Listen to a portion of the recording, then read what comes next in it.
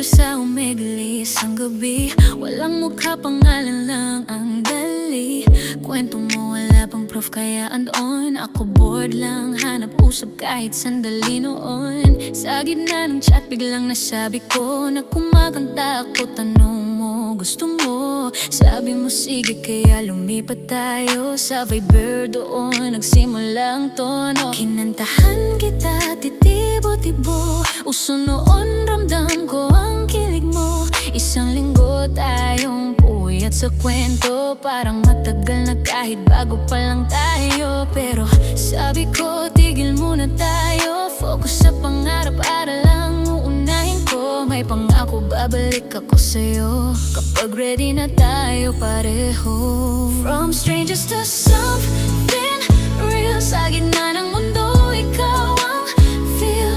Kahit naputol may balik din ang tadhana, may sariling timing. Di man kita nakita noon, pero puso ko kilala ka na noon. Sa bawat pause at pagbabalik, ikaw pa rin ang pinili ng puso ko.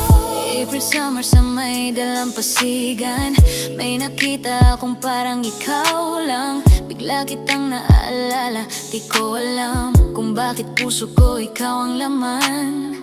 Gusto kitang i-chat agad sana, pero pinili kong maghintay muna. Hanggang birthday mo sa November, doon nagsimula ulit ang forever. Isang shot naging isang linggo, hanggang 2 linggo di na tumigil ang kwento. Di mo na ako binitawan, pumunta ka sa amin, nagsimulang maligaw ka nga.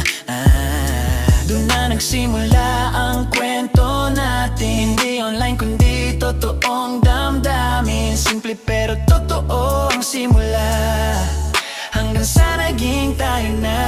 From strangers to something real, sa gitna ng mundo ikaw ang feel.